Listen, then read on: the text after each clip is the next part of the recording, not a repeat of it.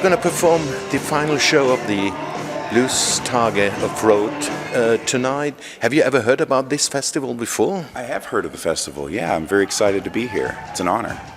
You're going to present Steamroller, your new album, which is a little bit different than the albums before, a little bit heavier. I think it was another approach in the songwriting and the recording. Yeah, I mean, I think it's just a new page in the same book. You know, you can't keep writing the same page over and over and over again. So my job as an artist is to write what's going on inside of me, and that's what Steamroller is. What was going on inside you, that it's heavier than the albums before, for example? Well, I think it's just how I'm feeling in this time right now. The next album could be an acoustic album. You know, I can't plan it ahead of time. It's just, it is what it is in the moment. And in that moment, it was very intense. So I feel very proud of it. It's actually the most proud of any album I feel of anything I've ever recorded. It's most direct. We didn't second guess anything, and we didn't try to fit into anybody else's box. A lot of people want you to fit into a blues box or a rock box or a reggae box. And we just said, we're just going to make music.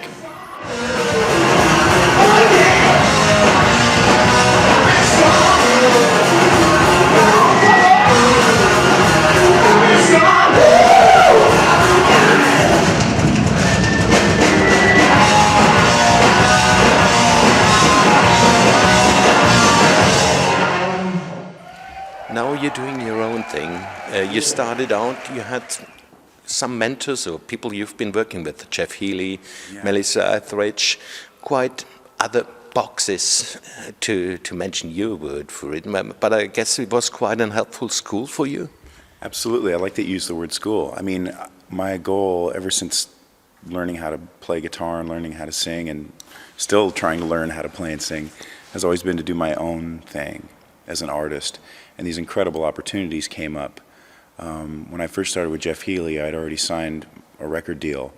And the opportunity to play with Jeff when I was a teenager was like a dream come true. And Jeff was and is one of my all-time favorite musicians. And so, of course, I said yes.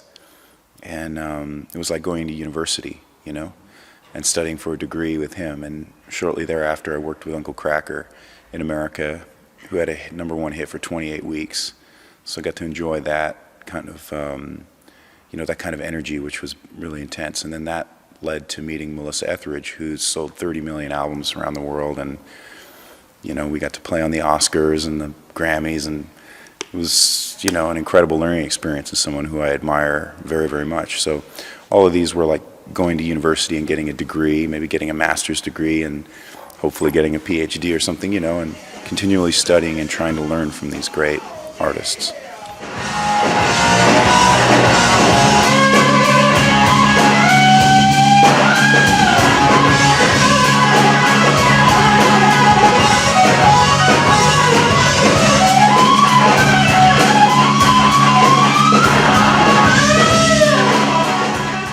Now putting it into reality with your own thing.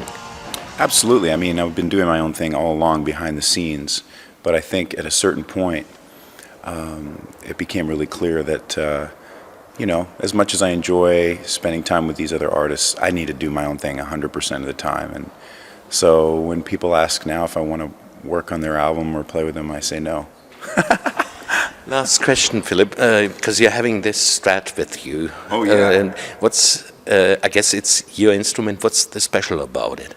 Well, this is actually a really interesting guitar. This guitar I played in Toronto, maybe it was almost 10 years ago. And at the time, I couldn't afford it, and it was sold to someone else. And just about a year ago, a friend of mine called me up and said, hey, there's this really cool 63 Stratocaster for sale.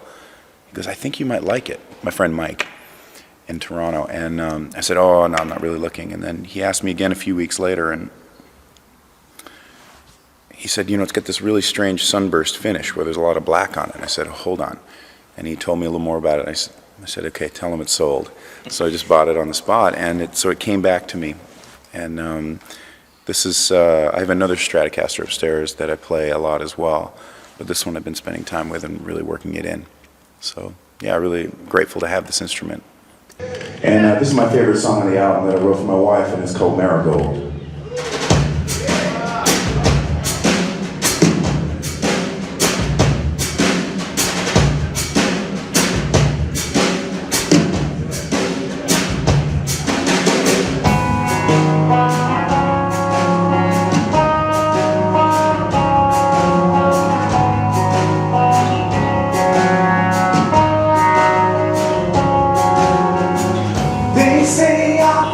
Struck with an